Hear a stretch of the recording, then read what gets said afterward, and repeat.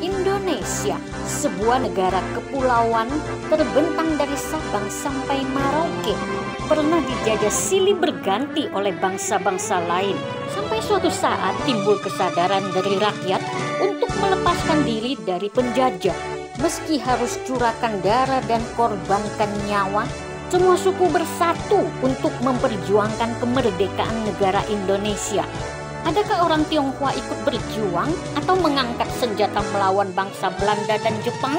Pemirsa, serangkai Tionghoa mengajak kita untuk kilas balik sejarah dan melihat aksi nyata orang Tionghoa dalam merebut dan memperjuangkan kemerdekaan Indonesia.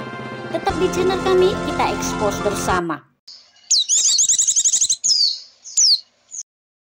Menjelang kemerdekaan Indonesia pada tanggal 1 Maret tahun 1945, Jepang membentuk Badan Penyelidik Usaha-Usaha Persiapan Kemerdekaan Indonesia atau BPUPKI, yang salah satu tugasnya adalah membuat rancangan Undang-Undang Dasar 45. Badan ini beranggotakan 60 orang Indonesia. Di antara 60 orang ini ada 4 orang dari suku Tionghoa, yaitu Wi Chong Hao, Wi Tiang Cui, Lim Pun Hian, dan Tan Eng Hua. Bersama aktivis yang lain, mereka ikut meletakkan dasar bagi negara Indonesia. Selesai pembahasan di BPUPKI, selanjutnya UUD 45 diteruskan ke PPKI atau Panitia Persiapan Kemerdekaan Indonesia. PPKI beranggotakan 21 orang, salah satunya adalah Yap Chuan Bing. Panitia ini bertugas untuk mengesahkan Undang-Undang Dasar 45, memilih presiden dan wakilnya, serta menetapkan Komite Nasional Indonesia Pusat atau KNIP. Yap Chuan Bing juga menjadi anggota KNIP. Pada masa negara kesatuan berubah menjadi negara serikat, Yap Chuan Bing mewakili orang Tionghoa menjadi anggota DPR Republik Indonesia Serikat. Li Cheng Chuan atau John Lee adalah tokoh yang berjuang di Angkatan Laut. Dia berperan untuk menukarkan komoditi Indonesia dengan senjata api luar.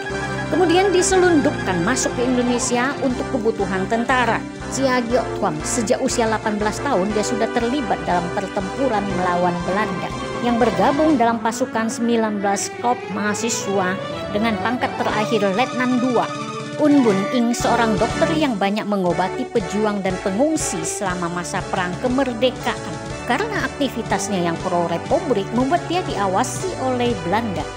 Namun dia berani mempertaruhkan nyawanya dengan menyelundupkan obat untuk Jenderal Sudirman yang saat itu sedang sakit TBC.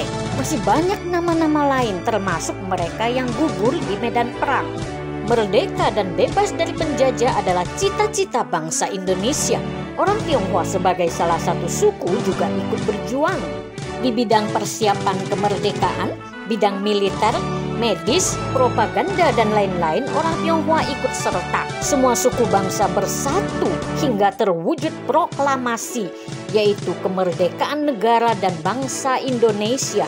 Setelah merdeka pun perjuangan kita belum selesai. Di bidang militer ada Si Ing Piao, yaitu veteran perang bagian intelijen yang kemudian hari merintis Korps Polisi Militer atau CPM di Mojokerto. Di bidang hukum ada Yap Thiam Hin yang berjuang untuk menegakkan keadilan hukum dan hak asasi manusia. Di bidang agama ada Abdul Karim Ui yang sejarahnya sudah dimuat oleh serangkai Tionghoa dalam video mualaf bertasbih.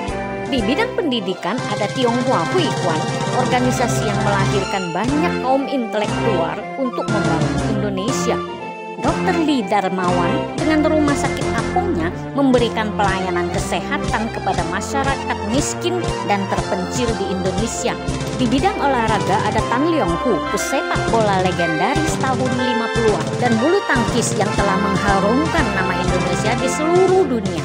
Bagaimana pers Tionghoa mengobarkan semangat juang rakyat Indonesia akan kami bahas di video yang lain.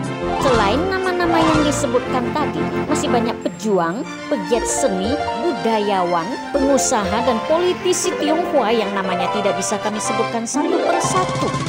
keterlibatan orang Tionghoa dalam perjuangan kemerdekaan dan juga untuk membangun Indonesia. Karena mereka adalah bagian dari rakyat Indonesia, wajib membela tanah air dan bertanggung jawab untuk menjaga keutuhan Republik Indonesia.